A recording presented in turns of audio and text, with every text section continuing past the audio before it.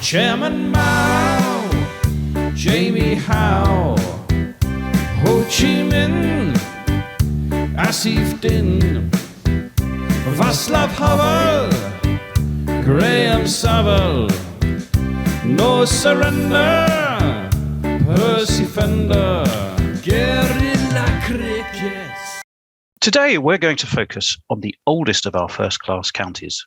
Surrey, Middlesex, Lancashire, Yorkshire, it's none of those. Founded in 1839, it is Sussex. 3 times county champions. Their illustrious history boasts the likes of C.B. Fry, David Shepherd, Ted Dexter, Tony Greig, Ranjitsinghi, Maurice, Tate, John Snow, to name but a few. Now they are promoting some young and exciting young talent like Tom Haines, Clarke, Archie Lenham, and blending that with the likes of Stephen Finn and new arrivals, Cheshire, the name I can never say, Cheteshwar Pujara, I beg his pardon, and Mohammad Riswan. The CEO of Sussex is a familiar sporting name, Rob Andrew. Rob, a huge welcome to Guerilla Cricket. Thanks, Tony. Thanks for having me on. Well, it's a pleasure. Now, first, a little bit about you, maybe. Many, of course, will know you as from rugby as a player and administrator, but you do also have a cricketing background. Tell us a little bit about what led you to Sussex. Well, sort of like lots of things, it happened by chance, really. I've always been a massive cricket lover. Played a lot at school and university. Still try to play very badly. Still can't get it off the square for those that remember me playing a long time ago.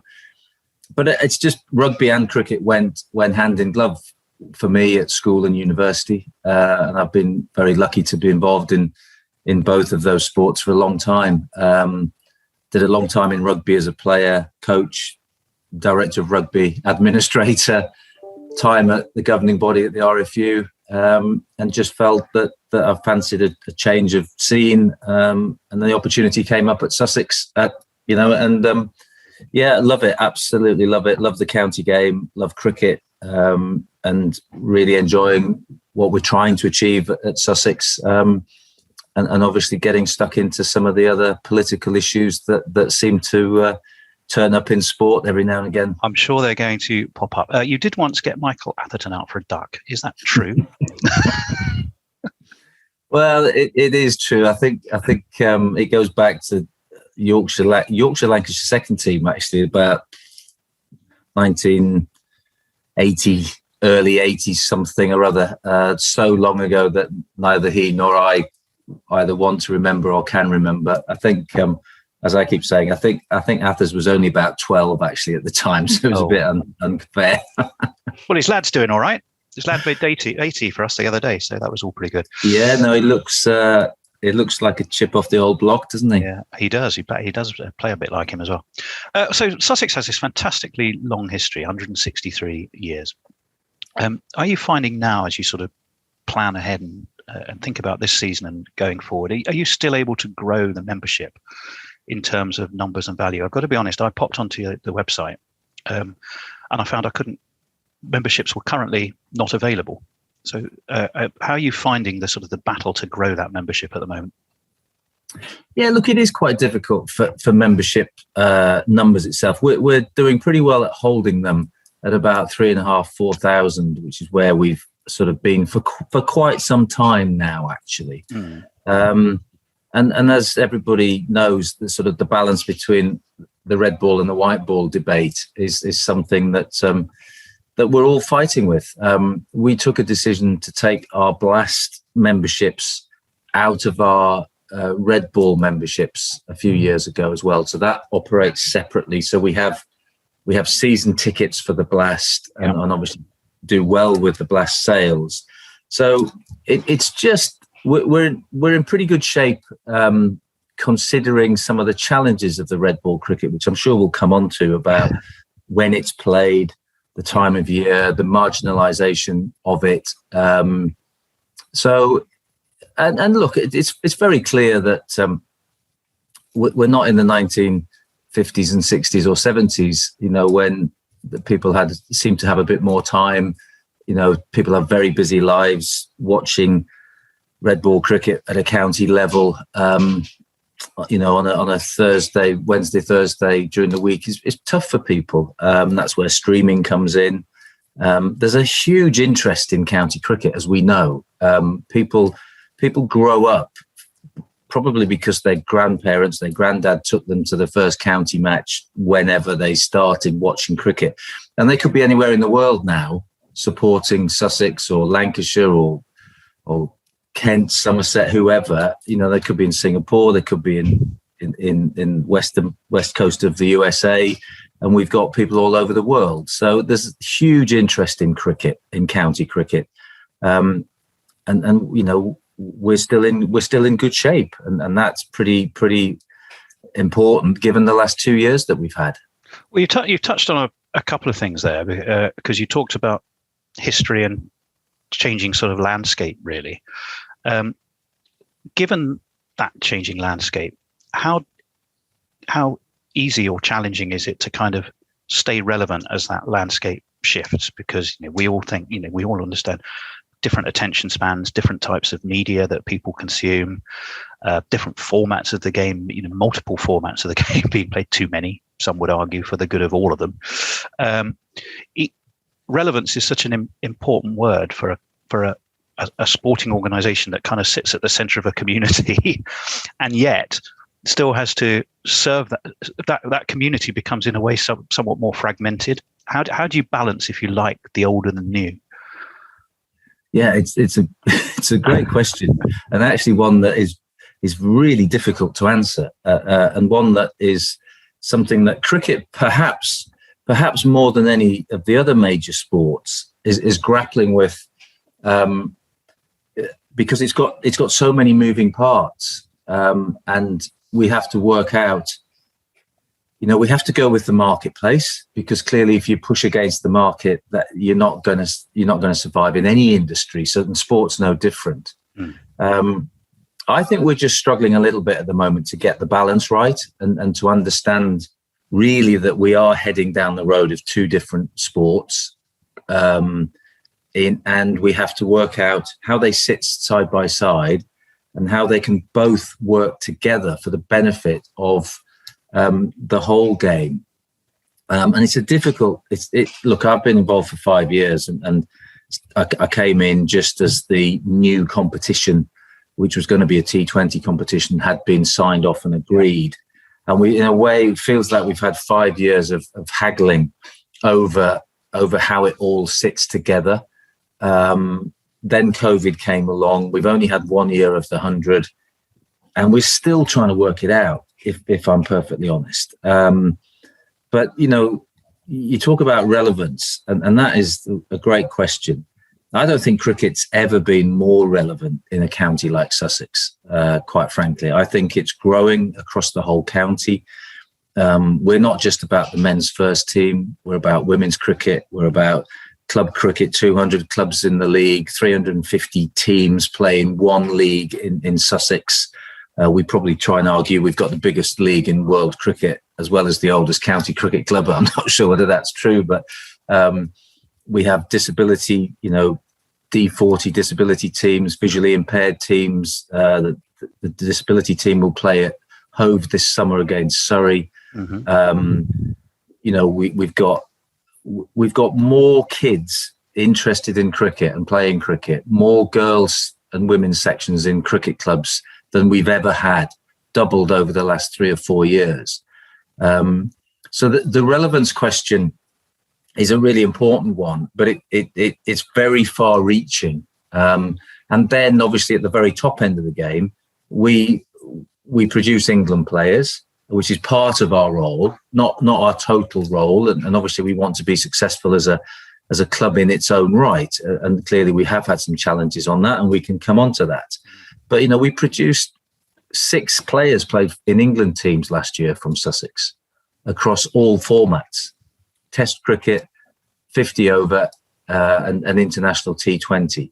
So we're hugely relevant to the game, as are the other 18 counties. And it's a vast history, but a vast infrastructure that those who wish to sort of tamper with it, I think, do so they're a huge peril because, it's only 10 years down the line that you realise what damage you may have done to a sport if you tamper with it too much. And we've seen that happen in other sports time and time again. Which sport? I mean, clearly you have interesting experience in other sports that you can talk to. Do you see any parallels anywhere from your Sussex experience with your other experiences? Yeah, I think the challenges in rugby, clearly from a personal perspective, over the last 25 years, are still being battled with. The game going professional. How many clubs should you have? What's the format? What's the structure? They're still arguing about it 25 years later, and it's a really difficult thing. People do point perhaps a little bit unfairly sometimes, but to Welsh rugby about how they completely changed their whole structure from a domestic point of view, reduced the number of teams down. They're now talking about possibly going down to 3 professional teams only in Wales. Scotland are down to 2. They had 4 when it first went professional. So if you're not careful, you actually you do away with the sport. You damage it both at grassroots level, which is the critical thing, and that's the most important thing for any sport, is to ensure the grassroots and the recreational game is strong. And cricket, I think, is very strong in that area. We need to find ways of working even more together with the recreational game and the so-called non-first-class county, because the structure in cricket across the whole country is fantastic. I genuinely believe that. Stronger, in my opinion, than rugby. And with all of the first-class county structures and the national counties, as they are now called, you can be a youngster in any corner of this country. And if you're any good at cricket, you can find your way to the very top of the game. And that ultimately is a big part of what the sport is about. A big part of what counties are about is producing international players. We want all of our players to dream of playing for Sussex and then England. Because for any kid who loves their sport, and I was fortunate enough to live that dream myself, you dream of playing for your country. And if the game can provide that opportunity, which we do, then that's a huge part of why we're here. Yeah, well, that's great to hear. Now, somebody did famously once say the only people who write 5-year plans are people who plan to stay in a job 4 years, but that's a rather cynical view. But Sussex undoubtedly has one. You created it, I think, in March 2020. Tough time to be thinking, well, probably the best time to be thinking ahead, because you have plenty of time indoors to do it. But you did create then a sort of a 5-year strategic plan for the county, built around sort of the vision of inspiring generations. And in that were things like inspiring the next generation, growing the game across communities, transforming women's and girls' cricket, developing the ground and infrastructure, and I think delivering high performance. That's quite a bag of objectives that you've got for the next 5 years. Let's sort of unpick one or two of those. Start a bit with the fan base. I mean, you suggested a little bit in your first comments there was a ceiling in some areas but not in others. So, what are sort of the main initiatives, I guess, that and I'm going to call it the fan base in its broadest sense. I'm not just going to talk about the 3,500-4,000 consistent membership, which I'm delighted is still there. But in the broadest sense, what are the main things that Sussex is really doing to grow that fan base? Yeah, well, I think that the main thing is connectivity with the whole of the county, and working with all of our schools, all of our clubs, in particular, because we have the Sussex Cricket Foundation, our old recreational board, if you like, sits within Sussex Cricket Limited now. So we are completely joined as one organisation, which not many counties do. A lot of county boards work closely with their first-class county, but actually we work completely together. So we are one organisation, which means that we speak with one voice across the whole of the game. And we support cricket across a whole range of activity in the whole of the county, and it's an interesting shaped county, as many of you know. It's a long way from the far east to the far west. Yep. But we're now joined up to such an extent that we can promote the whole of the game under one Sussex badge, which is this badge, which everybody, I hope, is very proud to be part of that Sussex family. And we've seen a massive increase in the interest in the game across, as I said right at the beginning of this, across the whole game. That fundamentally is our start point. And then obviously we want to try and then get them to be inspired to come and watch cricket at Hove. One of the ways to do that is if they see kids who've come through the system, come through their schools, through their clubs, and are then debuting for the county, as we have had slightly unusually, I have to admit, we've debuted 3 16-year-olds in the last. Archie, I remember Archie. Archie was it in the T20 Blast? Did he play against Middlesex last season? He did, and huge he debuted batting festival. Yeah, well, he debuted against Hampshire in the T20 on TV. Took 3 wickets on his debut. Yes, I remember. And Dan Ibrahim got 50 on his debut up at Headingley in June. He's the youngest player in the history of the county championship, in all 100 and however many years of the county championship. The youngest player ever to score a half century in county championship cricket. James Coles as well, and those guys are in the squad at the moment. They're still at school. We've got them off school in their Easter holidays before their exams to play first-class cricket. Now, it's very unusual. We happen to have what we believe is a crop of very talented young players. And for lots of reasons, we made decisions. Some of them were for financial reasons, because I don't think people understand the challenges that sports clubs have had to go through in the last 2 years. It's almost like it's been forgotten how difficult. The last 2 years, I reckon, has been the most difficult 2 years I've ever had in sports, amateur or professional. Because we've just been in the unknown the whole time. So trying to keep the business alive, not knowing when the crisis was going to end, has been really difficult. But cricket's done a fantastic job collectively to get through this, working together with the ECB. The ECB have been brilliant through the crisis. We don't always see eye to eye on everything, and there's a few things that we need to get sorted out over the next 6 months. Mm-hmm. But in this particular area of working together to ensure the game survives, the ECB have been outstanding, and we're all now facing the next few years with a lot more optimism than we were 2 years ago, when we had no idea when we would be coming out of this crisis. Well, I mean, if you want to pick silver linings to darker clouds, if it will, I think you could possibly look at, you mentioned it earlier, streaming. I know Somerset and I know Warwickshire, and I suspect most counties have seen not just a huge rise in the number of how people are watching them, and the volume of people watching them, but more, just as interestingly, I think, the age and profile mix of those people. Is that something Sussex has found as well? Yeah, very much so. Look, and I think that's the other thing that we talked about at the beginning of this interview, the pace of change in modern life, the pace of change in modern sport, how you monetize it, how you view it, where you take your viewership to over the next period is changing.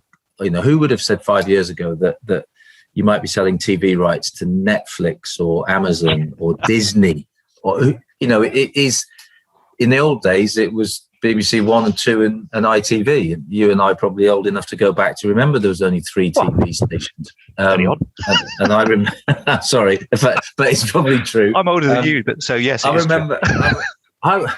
I'm old enough. This is really sad. I'm old enough to remember getting our first colour television in 1973. No, we can't go down this road. I watched the 1966 Cup final in black and white. There we go. Have I trumped you? Yeah, you have. I was too young to watch that, but I do remember watching the 1973 FA Cup final between Leeds and Sunderland. Oh, yeah.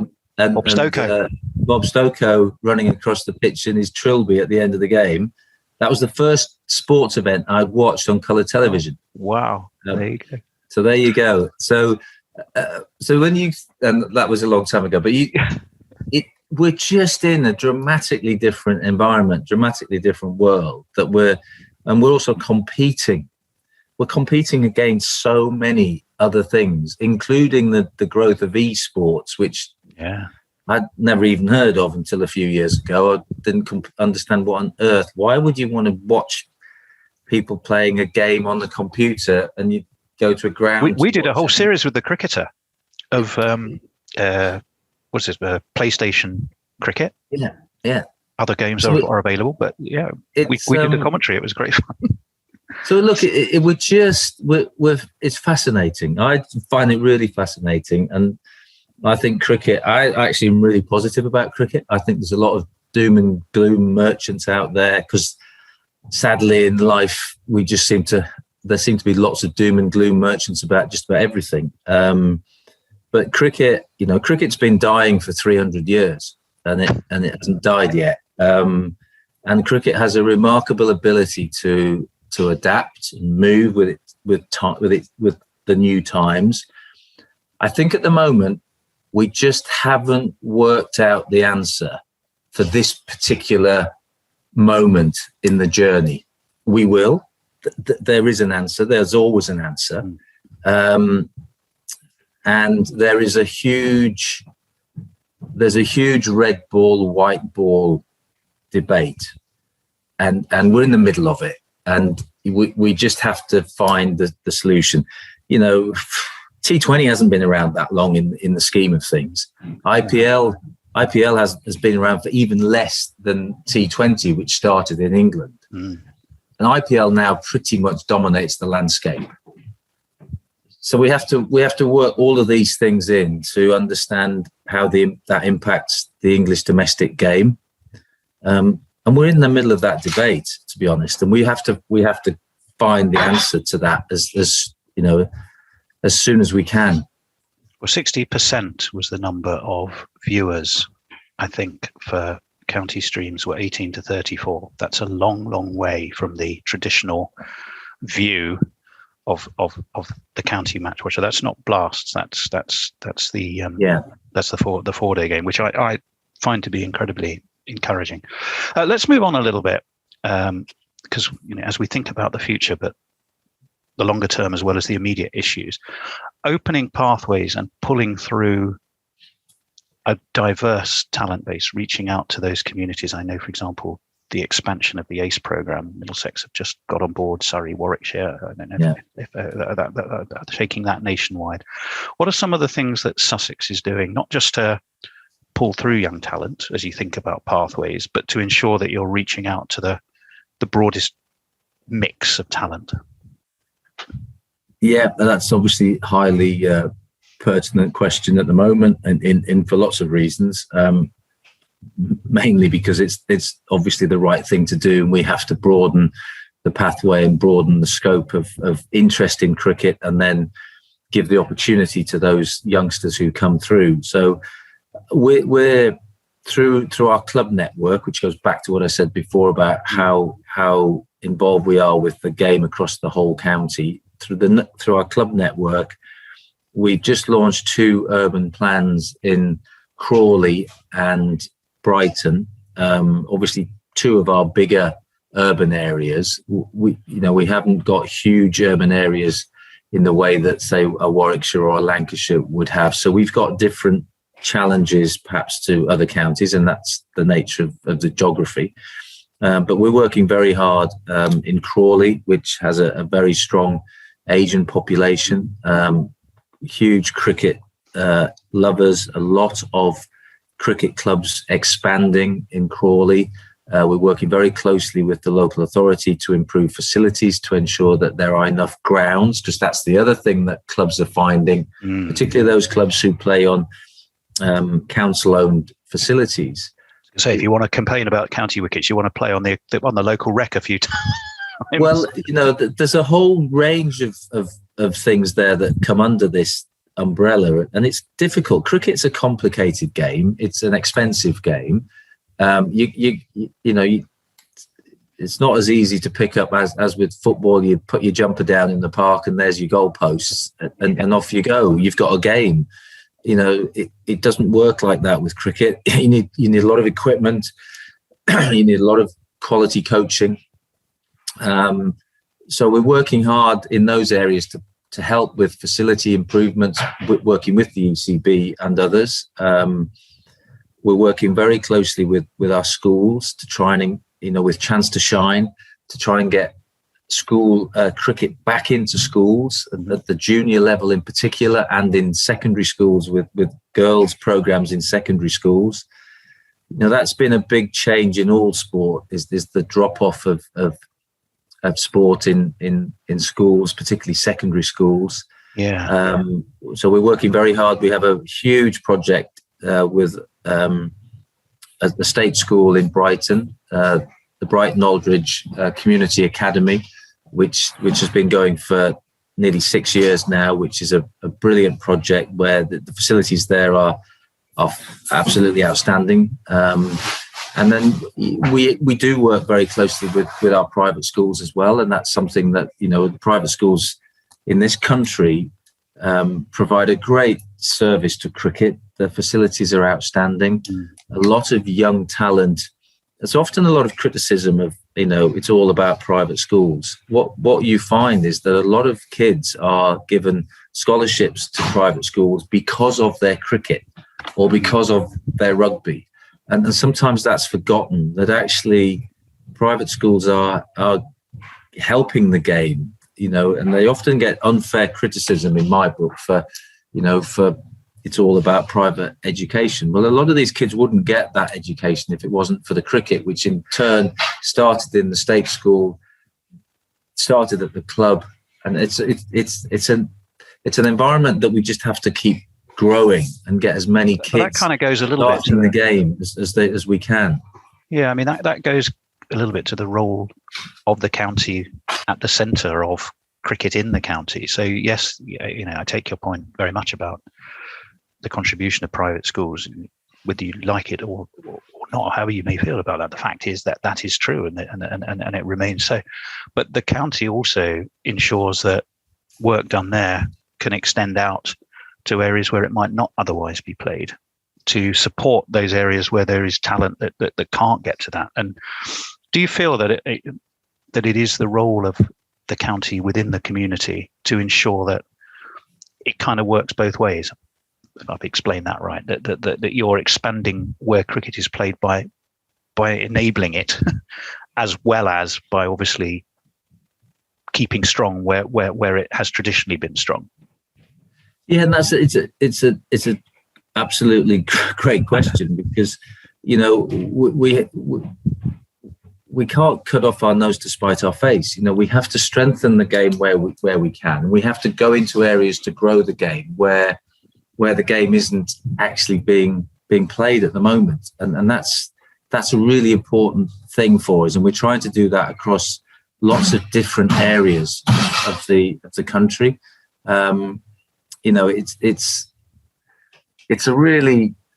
a fascinating argument, and we have to just get better. We have to keep giving opportunities to more kids who haven't had that, whether it's street cricket, starting kids off with street cricket in areas where there aren't any cricket clubs, for example, and then finding opportunities for them to go to a cricket club or bring cricket into the school that they're playing through a Chance to Shine program or a Lord's Taverners program. Just get a bat and ball in as many kids' hands as we can, and then find the right pathway for them to work their way through. You say your purpose is inspiring a passion for cricket, and I think what you've said there is you could add the word everywhere. It isn't just about or within Sussex. I mean, but nonetheless, it isn't just where it's traditionally strong, make it stronger. It has to be build on the strength where it's strong, but ensure that you open up new audiences. And I think you've said very clearly that's a big goal, and that's key pillar of your plan, I guess. Well, it's a huge. I mean, it is right at the forefront. That's what we're about as an organisation. That's our number one priority. Is creating a passion for cricket and giving opportunities for everybody to have a go at cricket, and then eventually it all works up to the county first team at Hove, and then obviously we want to do well at Hove, because if we don't, people get upset, and the members get upset if we're not doing as well as they'd like us to.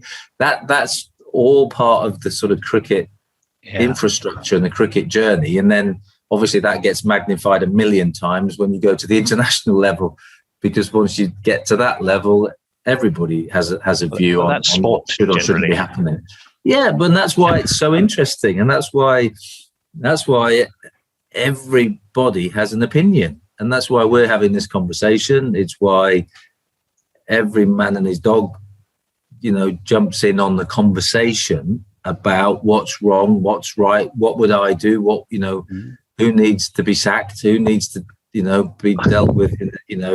It's the beauty of modern day sport. It was always thus. Except it's now magnified a millionfold because of all the things that we've seen change in our lifetime around, media, social media, just the 24/7 interest in modern day life and sport. Let's talk a little bit, if we may, about the women's game. You mentioned some of the initiatives there, because I was looking at those sort of 5 pillars that made up that plan, and one of them is very much transforming women's and girls' cricket in the county. Just tell us about a couple of the things that are helping to drive that pillar forward, if I dare call it that. Yeah, we don't like the word pillar, but we'll let you off. We'll let you off with that, Tony. Foundation. Personally, I think I'm sure every sport will say this. I think it's the most important thing about cricket for the future. I think getting girls and women playing the game, and they're doing it extremely well, as we can already see, growing that base of interest and talent has got to be and is a huge priority both for the ECB, and if it isn't for all counties, it should be, because it's just the right thing to do, and it's the right thing to give girls an opportunity to play sport. I've got 3 daughters. Sport, to me, is sport should be. It doesn't matter what sport it is, but some kind of sport, some kind of exercise should be along with reading and English and maths. Quite frankly, in terms of how important it is to life, we somehow have managed to lose that through successive governments over the last probably 40 or 50 years, but. Let's not get started on that. Otherwise, we'll be here for a long time. We'd have a series, Rob, not just the one-off interview. An interesting idea, by the way. Yeah, well, that's and it is just so important. And why not cricket? Girls that take up cricket absolutely love it. We have pathways. We have our Sussex Women's programme, which is based out of Backer, the state school that we talked about. We obviously feed then into the Southern Vipers, which is the regional side, which is involving Hampshire and Oxfordshire. It's a big South group that ensures that our Southern Vipers team are then feeding into the Southern Brave in the 100 and then into the England team. And we're seeing, how extraordinarily well they will be playing matches at Hove as well as other centres, will they? Yes, they play. The Vipers play at Hove. We were going to be a Southern Brave women's venue before COVID, and now the matches are obviously double headers at the Ageas Bowl. But no, our interest in women's cricket has been long-standing, as many people will know, going back a long time. Again, Claire Connor current ECB head of women's cricket, MCC president, long-time Sussex captain and board member. So Sussex has a huge history, and you touched on this at the very beginning. This year it's our 150th year at Hove. Wow. First game June the 6th against Gloucestershire. WG Grace was on the ground, the very same ground that we're currently playing on. Yeah, I love going to Hove. It's a great place to visit. So it's these things are really important to me, to sport. And I think you cast them aside. You do the sport huge damage if you do that. And the other thing which I touched on earlier was just the number of clubs now who want to have a girls section is just exploding. Clearly lots of benefits all around, and it's the right thing to do. And it's just fantastic to see the amount of girls and women that are playing cricket. It is fantastic. You talked about Hove and its history. In the current situation, let's call it one of flux or change, although who was it said change is constant, or Bob Dylan, he not busy being born, etc., is busy dying. Change is forever. But does a club like Sussex, a non-test match ground, does it have to work harder in some ways than a Lancashire, a Yorkshire, a Notts, a Surrey? Does it mean you have to pedal that much faster and do that much more to be competitive, really, I guess? Yeah, I think we do. I think it's becoming a bigger challenge. There's undoubtedly, as the test grounds get bigger in terms of their capacities and their revenue generating potential through both the international game and the non-international game. That they are very important venues to cricket. Without the test match venues, we don't have the revenue that then feeds the whole game, including the recreational game. And the investment that the test match grounds have put in over the last decade has been amazing. You look at the international match grounds were not in great shape probably 15 years ago. And they've all invested significantly in world-class facilities now at test match venues. So there is a balancing act, and there is one of the challenges I think for cricket is that the different business models are very varied between the 18 first-class counties. There's probably a bigger difference between the business turnover of the biggest first-class county and the smallest first-class county compared to, say, the Premier League in soccer and the Premiership in rugby, where there is a difference. I'm not talking about. I'm not. Not necessarily talking about absolute numbers, but just the difference between the top and the bottom. There's a big difference between the top of the football and the bottom of the Premiership, but it's not as wide, I don't think, as it is between the top of, say, the financial pyramid in cricket and the bottom of the financial pyramid. I don't know. Have you seen Watford's results when they play Manchester City? I know what I do. And I'm at the Watford end of that. That's why you always have this debate, don't you? In all sports, and then you're into the debate about promotion and relegation. Is that the right thing? Rugby, again, I keep saying, is still having that debate 25 years on. So it is more difficult, I think, and we have to try in different ways of trying to stay competitive on the field, and there are very different ways of doing that, and undoubtedly, Sussex's greatest successful period in the 2000s was based on homegrown players and a couple of outstanding overseas, and we've probably gone away from that a little bit over the last decade, and we're trying very hard to go back to that. Pujara and Riswan alongside the likes of Archie. I mean, there you go. That's if you can get that balance right. It's not easy because it's competitive and everybody's trying to do the same.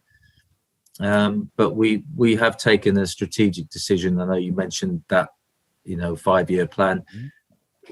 We all try and look, 3, 4, 5 years ahead. You as you say, you got to be a bit careful.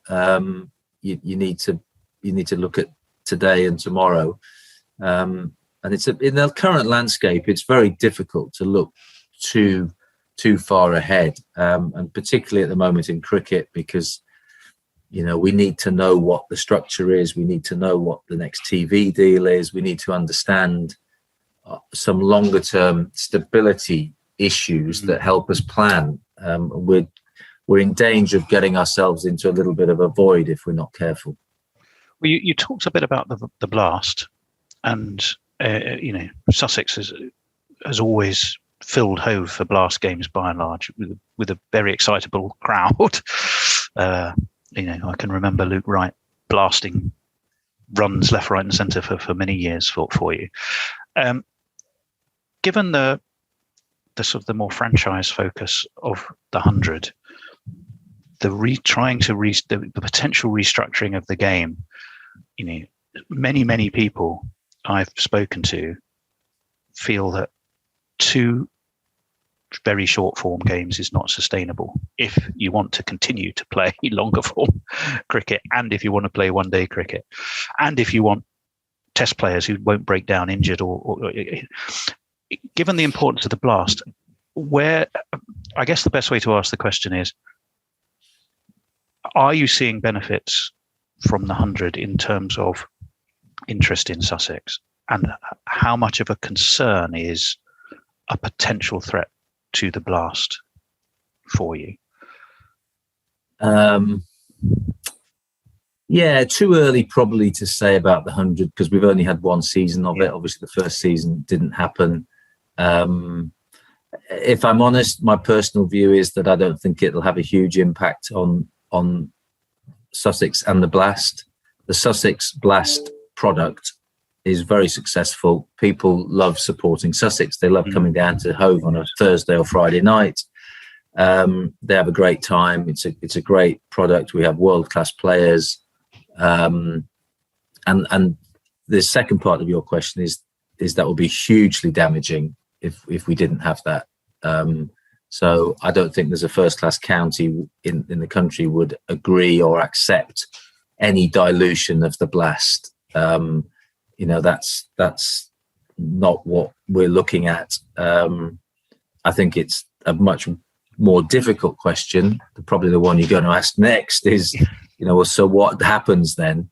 And that's the bit that we have to work through. The debate around 2 white ball competitions has raged ever since this new competition was mooted back in probably 2015, 2016.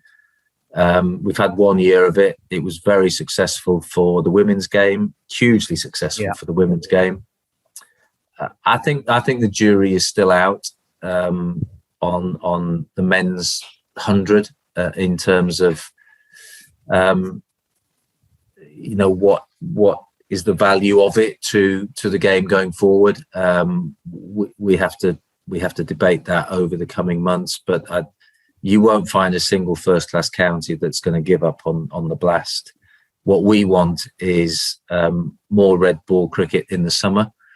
And my personal view is, and I think this is happening anyway, and I think it'll happen more and more as the game goes forward, the players will choose red ball or white ball. And I'm becoming personally more of a feeling that just let them choose. They'll choose through skills. They'll choose because of money. They'll choose because of their agents. We can't control that. You can't control the market, and it's a bit like the TV stuff. Don't fight it. Just let it happen. Mm-hmm. And let's play red ball through the 100. I would definitely play red ball through the middle of the summer. And if we're getting more and more to a point where most of the guys in the 100 are not playing much red ball cricket anyway. So just let them play red ball cricket, white ball cricket in the 100. We'll carry on playing county cricket because our members we'll probably come to Hove to watch a 4-day game anyway, rather than go to the 100. So I think we've got to think much more. We've got to think much more differently about this, and instead of trying to fit everything in, just play 2 separate competitions. Well, you have actually rather preempted one of my next, and towards the nearer the last questions, timing wise. But I was going to ask you. People have drawn the connection between disappointing England Test results and the timing and structure of the county game. Some shifts this year to get more, certainly into July, but you've still got a big gap in August. Do you think enough is being done yet this year to create more white ball cricket? The one thing I did notice in the first round of games is there were some very decent tracks and some very decent first inning scores. Whether that's a trend or just the fact that groundsmen have had more time to work on wickets, I don't know, but it felt a little bit more encouraging to me. Yeah, look, it's a very interesting debate, and we could probably spend hours on it. The whole international failure versus the counties. It's the same in all sports. If the international team does well, it's all down to the international setup. If the international team fails, it's all the county's fault or the club's fault. Yeah. I've seen it in rugby, see it in football, and it's just rubbish. Absolute, and it's lazy. And the groundsmen get blamed, for England's performances in the Ashes. It's just absolute garbage. I'm really sorry. I get really annoyed about it. The groundsmen in this country are amazing. They work incredibly hard. We see it at Hove, and I see it across the whole country. And it's lazy journalism, quite frankly. And the structure needs to be altered. It's not the county's fault that England, got selection wrong in the Ashes. Well, it's not the county's fault that Ollie Pope standing to put outside his off stump. How's that the county's fault? No, it isn't. It's just. It really does wind a lot of us up, quite frankly, and it's not helping the game. We have to have a sensible, grown-up conversation about this whole white ball, red ball debate. If we believe red ball cricket is really important, and we do at Sussex, we have 4 days cricket in August at Hove this year. And that's our 4 home 50 over games. That's a nonsense. Yeah. No, it's not workable. So at some point we have to bite the bullet and say, right, let's play red ball all summer and white ball all summer, and let the players choose which one they want to play. Some will play a bit of both.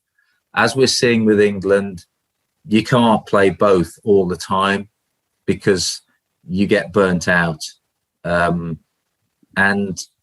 we're getting more and more, I think, more and more to a point where players are choosing what they want to do, often down to what their agents want or what they want or how much money they're going to get. We can't fight that. So let's not fight it. Just say if you want to have a white ball career, go and do that. If you want to play Test cricket, and not everybody can have a white ball career. There are 300 English professional cricketers who don't play in the 100. You can support the Test part of that better by making it more lucrative or more interesting, and the only way to do that is to promote it, nurture it, and in the right way. And that, I think most cricket fans would feel that's where possibly the ECB has not done a great job. It's kind of just assumed the county game will always be there. The great complaint I read this season was, I think took a long time for an ECB tweet to go out to say, hey, it's the first day of the county season. Get on down to your local county. Didn't see much of that. Well, look, there has been a lot of criticism, and I think some of it's justified. There's been a massive focus on white ball cricket because of 2015, and it won a World Cup. And they won a World Cup in 2019. The pendulum has just swung too far. Yep. And we've got to swing it back. a little bit, and we've got to work out what the right answer is going forward, so that both have to find a way of coexisting, because neither of them are going away unless people make decisions, the wrong decisions, which create that environment where one withers. And at the moment, that's the risk, that people have forgotten about the test team and the red ball game. And also, let's be honest, some poor decisions have been made. And I'm not going to go into detail, but we all know that. We can see it. They've won one test in 17. So, start, high performance review needs to start looking at the setup first, not a bit closer to home rather than what's around. Yeah, I kind of get that. I've got two more questions for you, Rob. One I hope's a gentle volley outside of off stump for you. I'll probably nick it. Well, you'll probably nick it. I don't think you will. It was actually you've kind of touched on it. I just wanted to give you a chance just to talk a little bit about the phenomenal work of the Sussex Foundation, which sort of sits under you and within Sussex cricket, doesn't it? You talked a little bit about links with the community. We as Guerilla Cricket worked with John and his team last year. Yeah, I think we raised about £6,000 for the In the Bag campaign, working with the Brighton and Hove Food Foundation, and we loved it. It was a great relationship. We just got stuck in and we did some great stuff together, and we're really pleased with that. Tell us just a few things that the foundation is doing at the moment, because often that work people on the outside sometimes just don't see that, and it's a huge part of what counties do. Tell us a little bit about the work of Sussex with the foundation. Well, I mean, you're absolutely right. It's integral to Sussex cricket, and John Philby was chair of that. Now chair, Now John has stepped up to be chair of the Sussex Cricket Limited whole organisation. So we'll have to find a new chair for the foundation. Gary Wallace-Taylor looks after the foundation and fundamentally looks after all of the recreational game, as I touched on earlier. So everything to do with our recreational growing and developing cricket runs through our regional managers and our coaches in the foundation department, as well as doing other activity which you touched on in the bag, which we worked with you on, and thank you very much for your support on that. And we that was a project that we were very proud of, working through COVID and through providing. We all saw how much food poverty there was and still is, sadly. We also have sporting memories programs where we have. There we go. There you go. I told you I'd get interrupted. He's got a watch. Your dog's wearing a watch. He's going. You've had Rob too long. I want my breakfast. So we have sporting memories programs that we run across the county, where we invite people in who are suffering a little bit from dementia, to help them, talk about sports. A massive thing for people to talk about. We have a mental health and wellbeing hub, which we launched during COVID as well, where people can go onto the Sussex Mental Health and Wellbeing Hub and look at all sorts of advice and help if they're struggling in whatever way they may be struggling. We've all seen how mental health over the last couple of years has been a real issue for lots of people. So on top of the cricket, which is the core thing that the foundation do, we do have a lot of other activity as well. Well, that's great to hear. Okay, so my last question is: you had a 5-year plan. You're sitting, if you like, where you are now. You're looking back on those 5 years. In 5 years' time, you're looking back. If you had one wish for Sussex in the next 5 years, when you're looking back and you're going, okay, here's what we've done, what would it be? How would you summarise success after 5 years? I think it's very easy, really. I think it's just having a growing and vibrant game across all aspects. I think cricket is, ironically, I think cricket's in a stronger position now than it's probably ever been, actually, in terms of interest in the sport. We're going through some challenging times, but the sport will come through those, and I think the sport has a huge and very vibrant future. Well, that is a fantastic note on which to finish. Rob, Andrew, thank you so much for your time. It has been an absolute delight having you on Guerilla Cricket. My pleasure, Tony. Thanks for having me. Guerilla Cricket. Revolutionary cricket commentary.